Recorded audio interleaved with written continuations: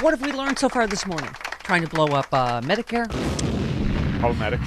trying to remove the $35 cap on insulin that the Democrats just passed. If only there was someone that knew a little something about health care. If I'm going to get bad news, I want it from him because he's very handsome. Dr. Irwin Redlenner joins us now. MSNBC medical expert. Dr. Irwin Redlenner. Here he became Dr. Doom.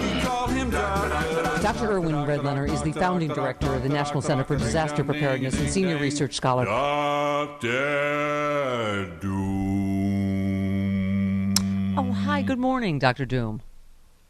Hi, Stephanie. Hi. The president was talking about taking the Republicans trying to take health care away. And as you pointed out, this COVID that's supposed to be over is, what did you tell me? 354 deaths per day just in the past week, right? Yep. I mean, it's just, Yep.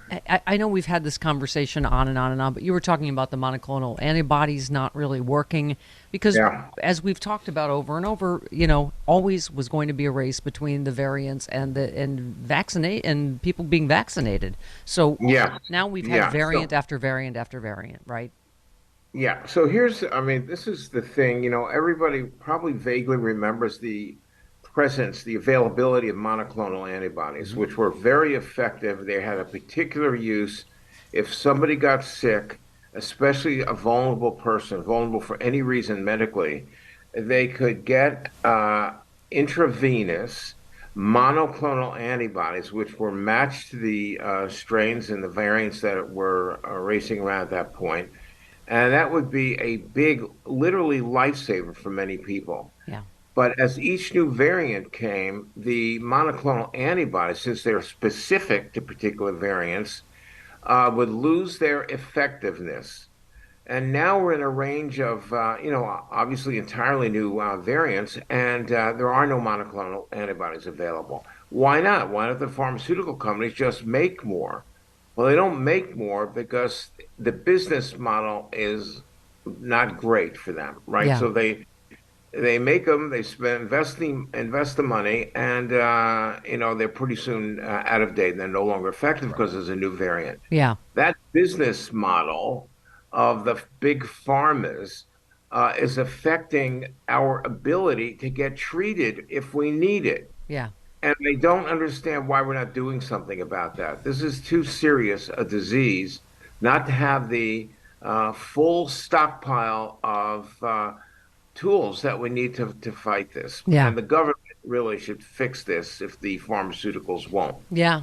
Well, here's the kind of hypocrisy, we're seeing that you and I have talked about for how long now, since COVID. Laughing in the face of COVID-19 has been a sport during the pandemic-era stagings of the annual Conservative Political Action Conference and its regional offshoots. Thousands of patriots and not a damn mask in sight, said Ted Cruz in the last CPAC in Orlando in 2022. In March 2020, CPAC leader Matt Schlapp said what the CPAC experience has taught the whole country is that it's actually hard to get it. CPAC's flagship event returns in March to Maryland's Gaylord National Resort and Convention Center just out. Did Matt Schlapp put the gay in Gaylord? I'm sorry. Stop it. I'm sorry. Stephanie, it's a question. I Stephanie, don't know why it was Stephanie. chosen. Dr. Stephanie. Redlenner, I apologize for me. Okay. The same hotel where a VIP attendee triggered one of the nation's earliest COVID scares, conference organizers are quietly expressing a level of COVID trepidation attendees almost certainly won't see on stage. COVID-19 has been declared a worldwide pandemic by the World Health Organization, reads the, quote, "Are you ready?" all in caps lock, waiver for liability for COVID in attending CPAC events that everyone has to sign. Right? Several sobering paragraphs follow. COVID-19 is reported to be extremely contagious. The state of medical knowledge is evolving, but the virus is believed to spread from person-to-person contact and or by contact with contaminated surface and objects, and even possibly the air. COVID-19 can cause serious and potentially life-threatening illness and even death. The waiver further presents CPAC as an event that comes with health risks. Attendance is of such value to me and or my children that I accept the risk of being exposed to, contracting, or spreading COVID in order to attend CPAC's events in person, the waiver states. I hereby forever release and waive my right to bring suit against CPAC and its officers, blah, blah, blah, in connection to any exposure, infection, blah, blah, blah, of COVID-19 related to my attending CPAC events. Could someone who refused to sign the waiver still attend CPAC? No, said a CPAC spokesperson. Wow. You have to sign the COVID waiver. Perfect. Right, to go to where they You know, will spew all this anti-vaccine and mask nonsense, right? One of the most interesting things that's been exposed by the fact that there's even a controversy about how to deal with this public health plague is that it's revealed the level of stupidity that exists in among our country people. I mean, it is astounding. You pick up, you just reported something that is so hypocritical and ignorant that it's hard to even comment on it, more intelligently, other than what I just said. It's just freaking stupid. And Yeah. Ted Cruz, didn't he go to? He went to like every Yeah. Ivy League college in the country, I think, Yeah. didn't he? Yeah. Yeah. And there was Something like that, part yeah. of that story was that the last CPAC, they had to have the two hotel people, go and just do the COVID disclaimer thing about, we Yeah. encourage masks. They got booed off the stage just for like stating the COVID policy. There were yells of boo and freedom, right? And then this is the CPAC and where everybody freedom. got COVID. Yeah. Ay, ay, ay. Anyway, all right. So you just got back from Ukraine, and I have to say, congratulations! The American Federation of Teachers has joined forces with your Ukraine Children's Action Project to purchase and deliver 48 generators to every kindergarten and pre-K education center in the Lviv region. Wow, this is one of your main skills, is bringing people together, Doc, and I think that's fantastic. Well, there's a lot that needs to be done there, Stephanie. And this is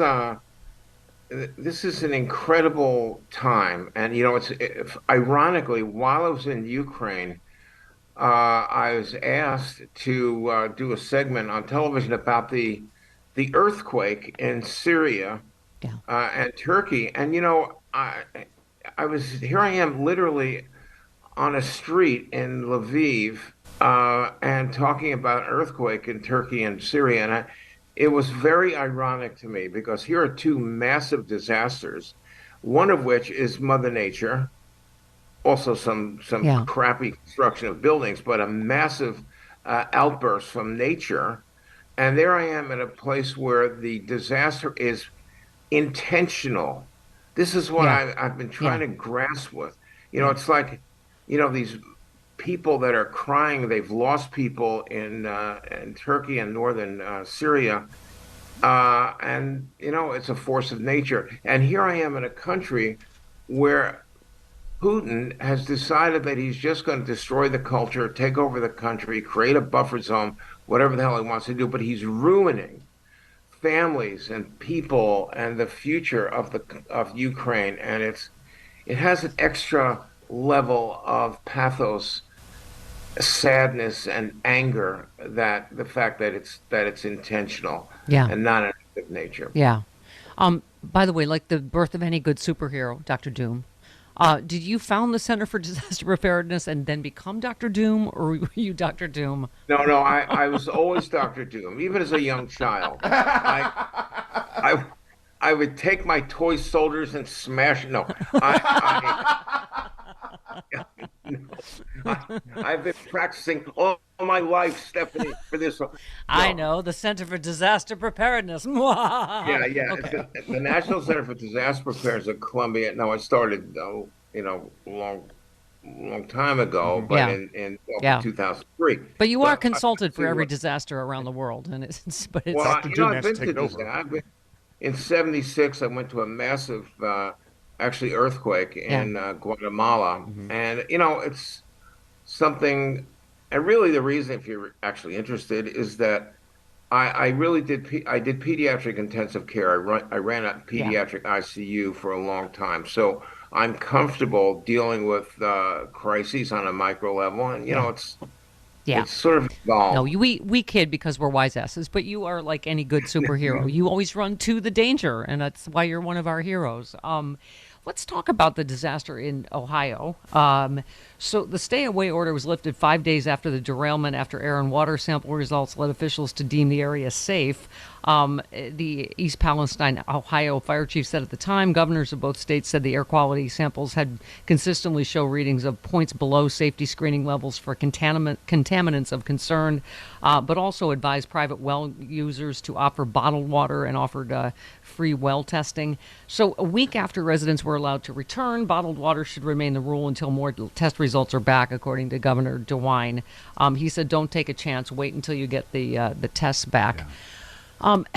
Once again, Doc, and again, I keep saying, like, I hate to politicize everything, but of course they had to all rush to blame Joe Biden for this. And I just was, before we brought you on, reading the headlines about it. Of course, it's the Trump administration that rolled back rail safety rules on trains carrying contaminants like this.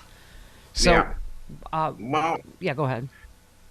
No, I just, you talked about politicizing things like this. They are, in fact, political. They're just political. So you could avoid it and say, I don't know, it was just an accident. But it's an accident that didn't have to happen is the problem. It's like in Flint, Michigan, where I spent a lot of time. Remember all that lead contaminated water. They still need to drink bottled water there. What is it, 2017 that this happened? It's mind-boggling, and it's not even that the political issues around situations like this have been resolved. They haven't been. They continue to undermine the public safety and expose the public to dangers which did not have to be. Yeah. And in some ways, it's like the war in Ukraine. This is somebody's neglect. And the neglect comes from misguided understandings about what it is to be, quote unquote, a free American.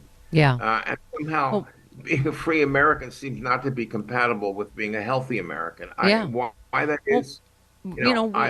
We end this conversation the way we began it, Doc, and that's about COVID. Talk about like something that you never thought would be politicized. Like, what is more bipartisan than a highly contagious airborne virus that attacks everybody? Right, that we've had millions die from. And I'll tell you what, Stephanie, this makes me worried about future disasters like that, future pandemics, epidemics. I don't see any reason to think that we're not going to behave exactly in the same way, with highly partisan divides over what needs to be done to prevent, to manage, to treat, etc. I think we got ourselves into a pattern now that's pretty locked in, and social media I'm blaming for reinforcing misguided information that will ultimately and repeatedly affect the public's health. Yeah, on cue, whether it's Raquel Welch or it's whatever athlete, just anytime you see died suddenly, you're like, oh, God, here we go with the anti-vaxxer idiots again, right? Yeah, I mean, it just seems... It's maybe we'll figure out what to do about that. You think you'll have a shot at it? Well, Chris and I are rooting for Darwin, but okay. Go, Darwin! Bring back Darwin. Yeah, please bring back Darwin. We may already be here for all. Make Darwin great again. Yeah, he always Ghost of Darwin. Love you, Dr. Doom. See you next week. Thanks, Doc. There he goes, Dr. Irwin Redlenner. 20 minutes after the hour. This portion of the show.